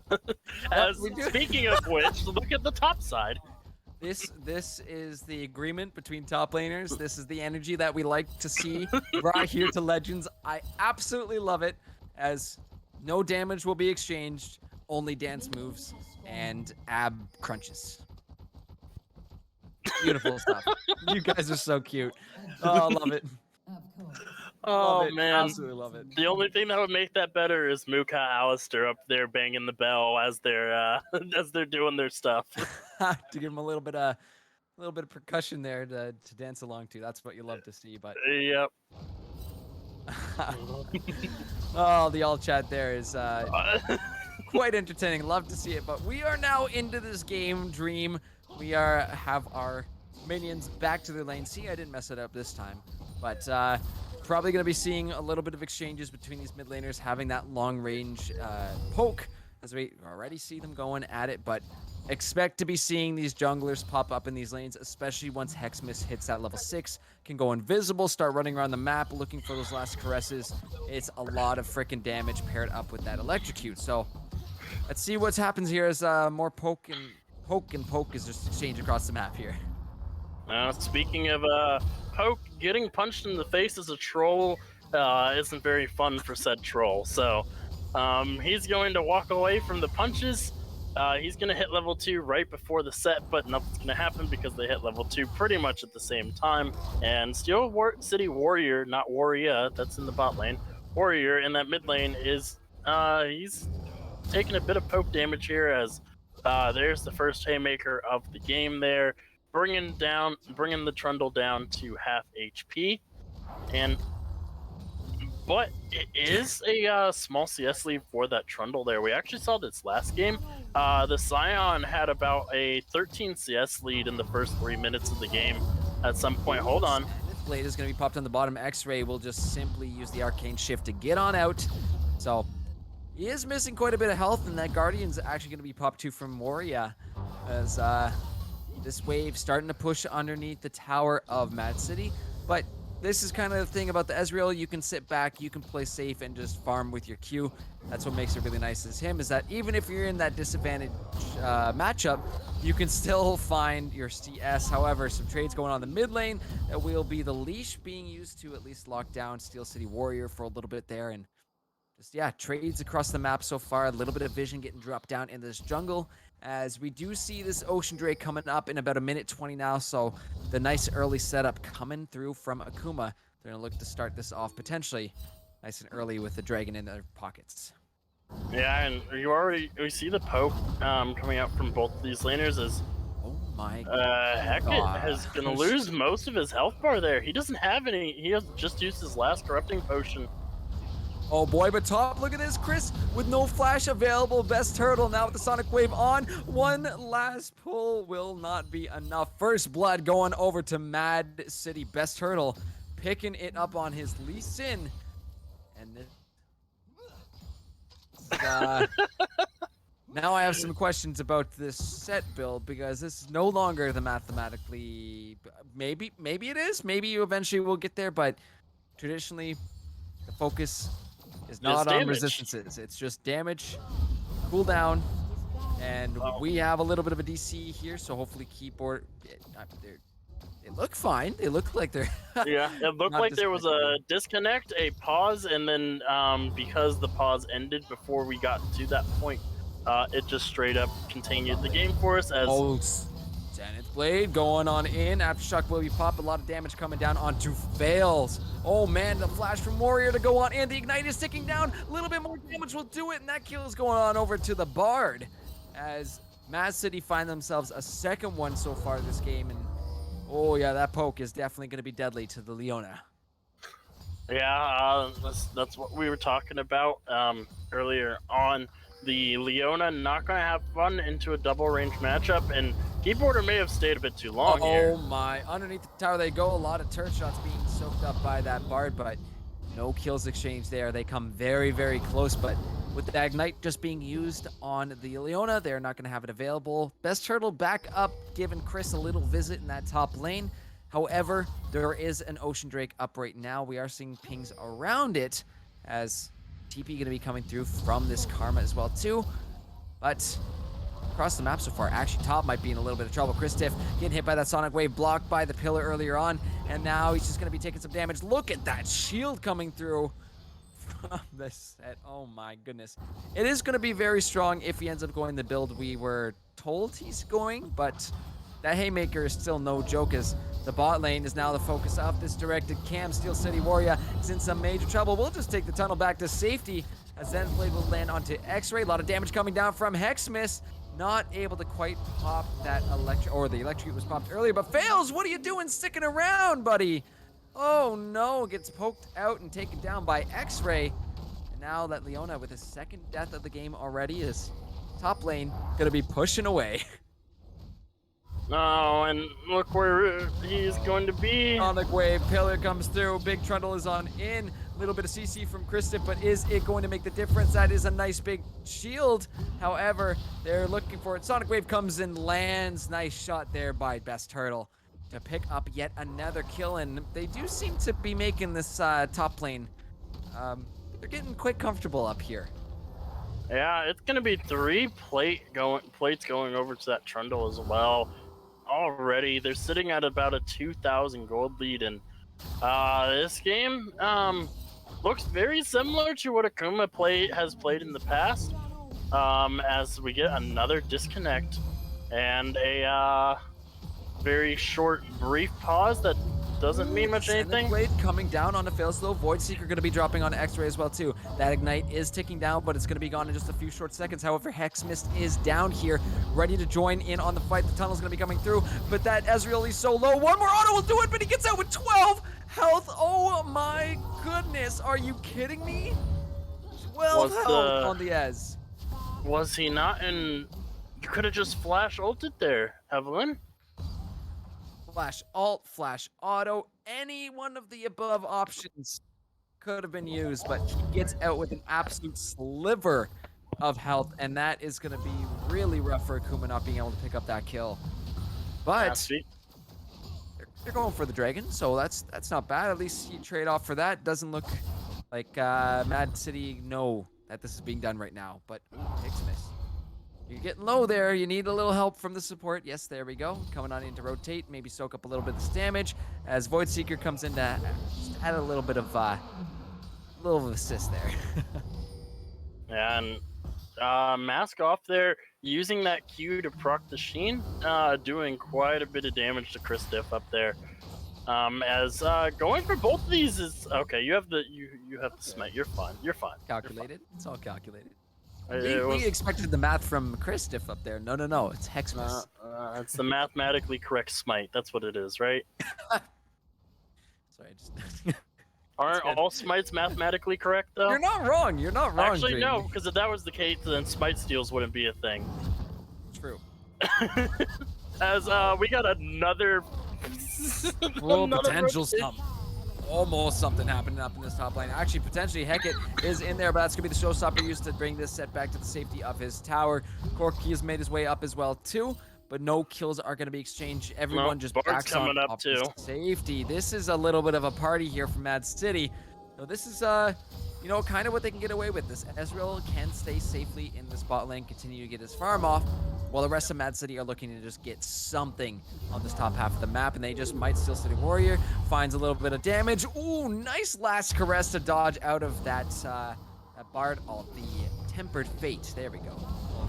Fact check there. A little trading back and forth for this red buff. It will be secured by Best Turtle going in with that Sonic Wave, trying to find Fluke right now. The Blast Cone is there, but locked down with the leash. Excellently done by Fluke to disengage off of that, but it's Hexmiss who needs to get the hell out of here. Hit by the Sonic Wave once more, dashing back to the safety of his team. It will be Best Turtle surviving, but that Ignite is ticking down. However, shield from Fluke there to protect his jungler, and everybody will get out alive somehow. Oh my goodness, that True Shot Barrage almost able to find one, but no, nobody dies, Dream. No, nobody dies. Oh boy. So it still remains 4 kills to nothing. Akuma do have that first dragon of the game, the Ocean, which will help heal them up a little bit. As Mask tries to get this next plating, but doesn't look like he's going to get it on this wave. Unfortunately, Kristoff does have the strength to at least push him off from that. For now. For now, but yeah, that Campbell's, again, not exactly slotting into quote-unquote mathematically correct set, you know? So I'm interested to see if he's just going the tankier route now. Still has that Conqueror, which, you would see on the majority of these set builds, but they might need that extra tank. You do have that Leona as well too. You could potentially use that to flex a little bit. Oh, Facebreaker is not going to land. No CC going to be coming through quite yet, but we do have a little bit of a lull moment here. Dream, an Infernal up in 2 minutes, and I think the Ocean and Infernal combined together, we're going to get a Cloud Soul this game. We'll have to see when it comes up. Yeah, it looks like they are going to donate this over. Nope, they're not going to donate it over. Best Turtle is going to say, that is mine, you took too long. gonna pick up that blue buff for himself there. Most likely to put another gank onto this poor Set, who's just been absorbing all of the pressure this entire game. And we have the Iron Spike Whip completed now. So I do believe that is a portion of it, but it does look like this tower is just going to go down. First tower down in 12 minutes. He gets all 5 platings to himself. Has a Divine Sunder. The Temper Fate's going to land. See it, the stun is not going to be able to connect, but in goes Elise. Beautiful Dragon's Rage coming through with that flash from Best Turtle. Oh, just so nicely done to set it up. And unfortunately, the set will go down as the rest of the members of MAAD City here to clean this one up. I was going to say, though, this is one of the very strong things about Trundle is he is absolutely able to shred turrets. However, bot lane, True Shot Barrage coming out, not going to be doing any damage really there to Hexmas. But, oh, the heal came out at the same time. Thank you. Thank you, magical voice from the heavens there. So we got someone with the absolute Hawkeyes there in the sky. However, mid lane is being the target of this Rift Herald. A lot of plates going over to MAAD City. They got the top fully down tier 1 and all 5 of its plates. They're doing the same in this mid lane. So much gold allocated over to MAAD City right now. But it's a nice little lead that they've created for themselves right now. Dragon is up in 18-second stream, so let's see if these teams are going to fight for this one. Yeah, and if they can get the keyboarders in danger. Or is it still... Wait, that's a weird binding. That's a weird one for sure, but in the end, keyboarders taken out. TP on the back from Fluke is going to be coming in now. Akuma has some numbers in here, looking to CC out multiple members of MAAD City. That's going to be the showstopper. Popped onto this back line. This Bard will be taken out and shut down. Goes on over to Chris, but Steel City Warrior is going to be locked down by the Karma leash. Oh my goodness, Solar Flare will come on down, but Akuma is getting quite low in this. Best Turtle looking for some more. Lands Sonic Wave on a fails. Not going to be taking that one as Hexmas looking to trade some back. Looking for the charm, but hits it a little too early. Sonic Wave coming through once again. I'm just waiting for him. He's being so damn patient, Turtle, with the every single Q he hits. Has been absolutely calculated, but Hekamasoff looking for that pillar, looking for some damage on Hexmas, is going to be dropping it down, but in comes the Karma. Those shields can make such a difference, and they're going to be taken out, but in comes Steel City Warrior with the package. He finds one on the tray back, trying to find those pops with the missile barrage, but he's going to get locked down with CC2. Temper Fate coming on down to save him from the back line. This fight has just been going on for 10 years, but in the end, Corky will drop Hexmas there, doing a lot of work on that Evelyn, but luckily the rest of Akuma have shown up. I don't know if we're quite done yet because you still have these 2 bot members of MAAD City here to harass this, but Akuma gonna pull this dragon out. It's getting quite low. The steal, it's a little dicey there, but it is secured by Akuma. Second drag of the game will lead into a mountain soul this game. Dream? Another mountain, Sag. But because of all of that going on, 5 kills go over to Akuma there, and that is 1 for each champion on the side of MAAD City, spreading the love around. They all die equally as we get one of those 5-man bot lane, extremely long extended fights, and a lot of those kills go over to champions that you want, or 2 of those kills at the very least go on champions you want them on, 2 of them onto the Evelyn there. You probably don't want Karma to have all of the kills because she's going that supportive Shirelia's build. You probably want those onto your Kaisa, who is 0-1 and 0. Did not benefit at all from that debacle in the bot lane because she was the first to die in that debacle in the bot lane. So unfortunately unable to get much of anything there. The gold lead has remained the same, it feels like. Out on a ward. Hexmas is going to be in some trouble. The Soul Flare is coming through along with the True Shot Barrage. But disengage. The disengage is very strong with both these teams, Dream.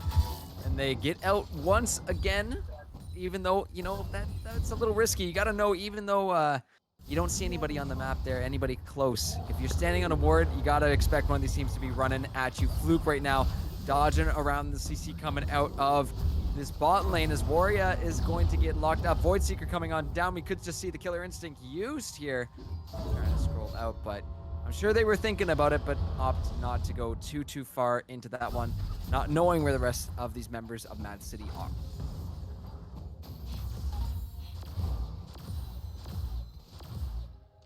So now looking at this game, there is still a 3K gold lead from MAAD City. We do have this next dragon on the map in 3 minutes, and honestly, Mountain Soul isn't going to hurt any one of these teams, so I'm sure any one of them would benefit from it. But that attention again from MAAD City onto this Herald, they're already able to take 2 towers so far this game, and with this Herald, they could potentially look to either crack open that bot tier 1 or even send this thing mid. Yeah, the Herald, they could send it mid for that inner turret, but I do feel like they may try to delay its use until that next dragon that comes up, so they can put some pressure somewhere, so they can take the dragon for free. Because right now they're down 2 dragons to nothing. As hold on, It's going top right now. Chris Diff is caught out. Beautiful stun there from Moria. However, that face breaker going to be the haymaker. It's similar syllables there. Get the 2 mixed up, but yeah, that shield is going to keep him alive for a little while here. I said either bot or mid. I meant top. I meant top Dream. That goes back to that point I brought up about Trundle, is that he can get a split push rolling really, really, really hard with an added bonus of a Herald there. That tier 2 tower should go down really fast. However, it's bot lane where Steel City Warrior is in trouble, gets hit by the charm, gets hit by the damage. The last crest will come through, but it's just not enough damage right now, as still some items got to come through for Hacksmith on this Evelyn before those big one-shots can truly show how strong they are. yeah, already has the Hextech Rocket Belt, has a Blighting Jewel, so does ignore a lot of the resistances that they do have. Basically, true damage for squishies. Does have 6 stacks on that Dark Seal though, but still not enough damage just yet. The Divine Sunder has quite a bit of health built into it, so a little bit harder to burst down somebody like the Corky. Actually, 3 Divine Sunders I was from. just gonna say, let's count. Let's have a little. I feel like we're on an episode of like Sesame Street. Can you count all the Divine Sunders in this game?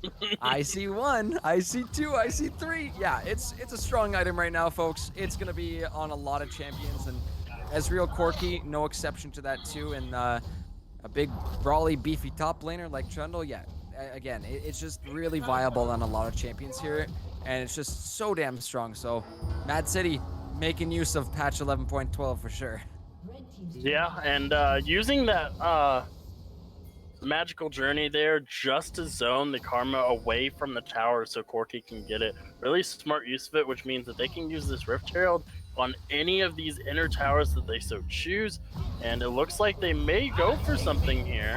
The pillar kind of interfering with the Sonic Wave right now, but the Xenoblade coming through will be flashed away by Trundle. Big Solar Flare dropping down, Best Turtle caught out. In comes the Temper Fate, only lasting on a Hecate Mass off, but Akuma starting to peel back a little bit. Still need to be careful as Steel City Warrior with the package going on in. Showstopper will be used to try and get Turtle on out of this, but Crit Stiff, big old shield being popped, will get hit up by that pillar once again, and he is taking out. Best Turtle is really low, but the Killer Instinct into the back end of this fight. X-Ray will get one of these, will get the punishment of that Killer Instinct as Keyboarder somehow survives with that heal. However, MAAD City turning things back around onto the heads of Akuma. Oh my goodness, that Trundle taking a massive chunk out of the karma. 4-for-1 trade in favor of MAAD City, and now they're pushing into this mid-tier 2 with this Herald at 20 minutes very early on, so they are playing this tempo extremely well. And while all of it's happening, you got Best Turtle down there taking this Mountain Drake. Yeah, they're going to take 2 towers. They're going to take the inhibitor. Yeah. Wow. Oh, man. And they get the dragon on top of that. Massive influx of gold there. Now they're up about 5,000 gold. No, 6,000 gold, excuse me. 5,500 gold for the most part there. It just But took everything. Everything. Yeah. The blue buff is gone as well too. Dragon's gone. And now with that extra added pressure of super minions pushing in the base, this can allow MAAD City to look in other directions on this map for more pressure, more objectives, more gold, and more tempo. Yeah, and we were talking about that mathematically correct set there. He does have the Gore Drinker as his first completed item there. Finally, he probably would have gotten there sooner if he did not go for the Bramble, but he does have that first item for that very interesting build that somebody came up with and is now plaguing League of Legends. Plaguing, yes you have against Matt there, Dream, but JK, I joke. But right now, Hexmas caught out by that Tempered Fate, gonna be in some major trouble. Has to use the last crest to get out, but just taken out by Steel City Warrior. Now the Zenith Blade going into Heket Mastoff, try and get back to safety. Keyboarder is gonna go down, a double kill going on over to this Corki. Fails is next to go. Best Turtle finds it. Dream, this could be game right here. This very well could. There still haven't been backs from the set yet. He's That's now it. backing now. No way. Okay, it's just Karma back to protect. Christus Diff does have the showstopper, but both Nexus turrets are gone. They're on to the Nexus. Mad City just looking to take down Akuma, looking to secure that first place spot. It's just Chris, but he gets taken down. Hexmas is back to life, but that Nexus is just on a sliver of health. Mad City take it 2-0. GG's. Holy moly. What? Wow. And if that doesn't show the early aggressiveness we were talking about from Mad City, there it is, Dream. A 22-minute, 44-second game. That is Mad City playing their game. What? Whew. Okay. The game's So, over? The game's, I know, I wanted more, but that's is the way she goes some nights. And Dang it, Mad Salt. City. Oh, you want to get? Wait, I won this time too. Yeah. I voted for Akuma. Sad. Oh, a little bit of influx into the economy of the Legends tokens out there, but you know, we saw it again this time. A much earlier start to this snowball for Mad City, and they didn't let up. I mean, Best Turtle was kind of living up in the top lane this game. We saw, you know, I took a peek at the farm around that 10-minute mark, and you know, Hexmas had double the CS of this Lee, but that's because he was constantly harassing Christiff up in this top lane and, you know, shutting down what could potentially be a very scary set early on and not letting that turn into a problem was really, really good. On top of that, using the power of a Trundle's siege potential along with getting those early heralds set them really, really far ahead in objectives, in map control, in just the general gold pockets. It was really, really well done by Mads. Oh man. I'm You're speechless there, Dream. I know these LTS games are crazy stuff, but we're going to take a quick break and we'll be back on the desk with our final player of the game. So make sure to vote in Twitch chat. Let us know who you think deserves that title, as we will be right back in a few moments.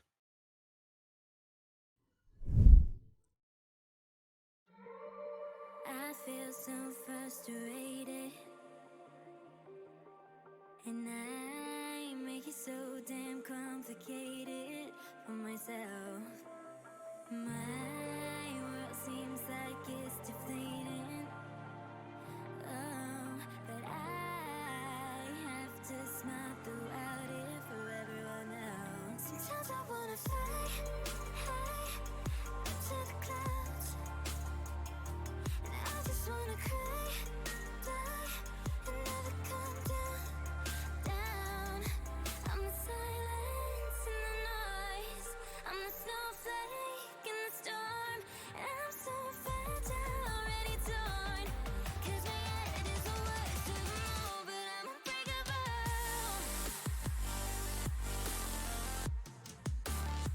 I'm unbreakable, yeah, I'm unbreakable, yeah, unbreakable. I'm the silence and the noise. I'm the snowflake in the storm, and I'm so fragile, already torn. 'Cause my head is the worst of them all, but I'm unbreakable. Most of the time I'm jaded, 'cause I keep quiet instead of honest. Someone help. Sometimes I wanna fly high up to the clouds, and I just wanna cry, die, and never come down. I'm the silence and the noise. I'm the snowflake in the storm, and I'm so fragile, already torn. 'Cause my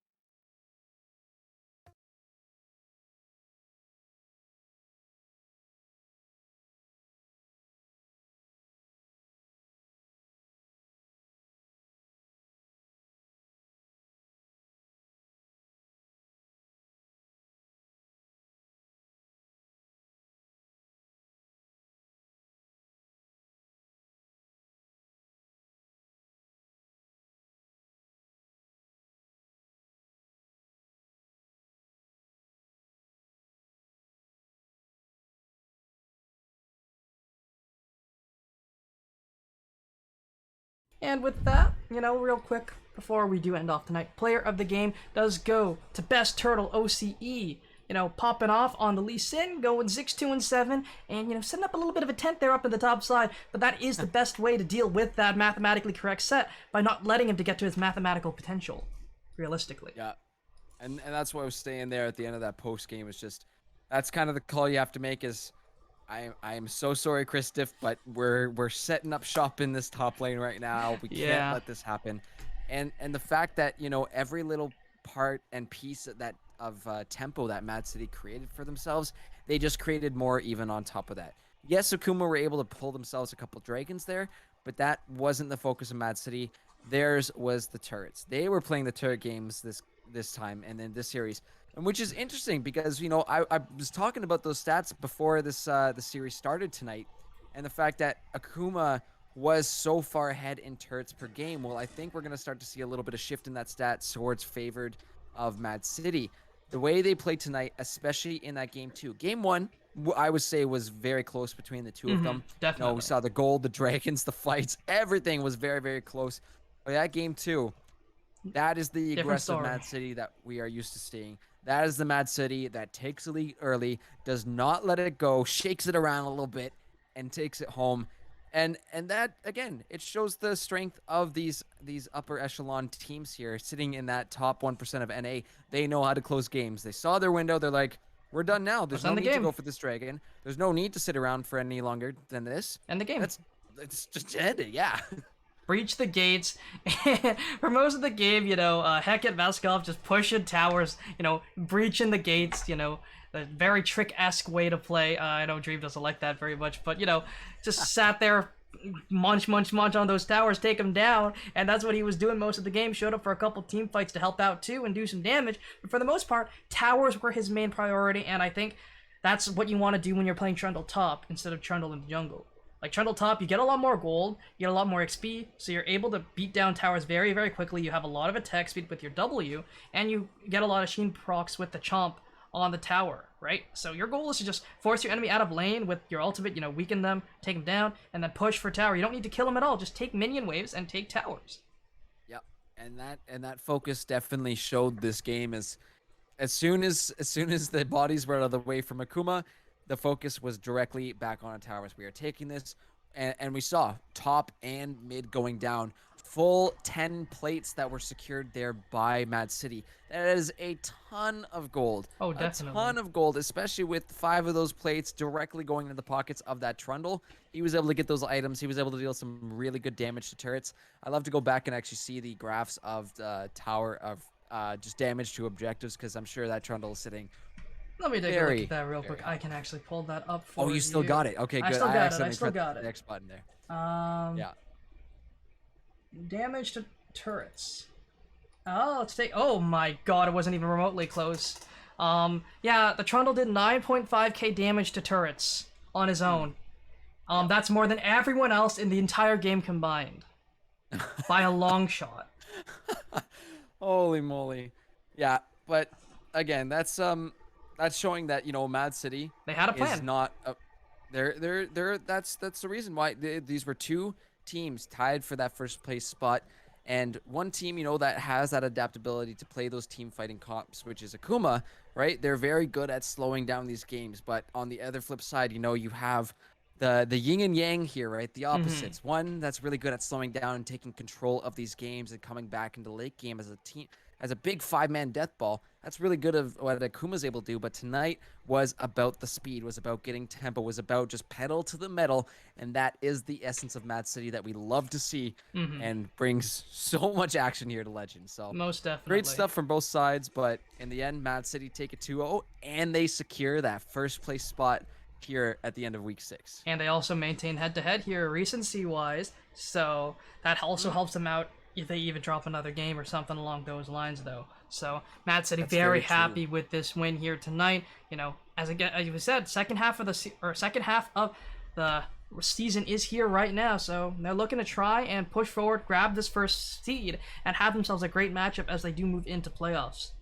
And with that, though, I think it's a great time to call it tonight. Don't forget Valorant all throughout this weekend, and Let's Talk Legends Sunday night. I think we're doing a player roundup, right?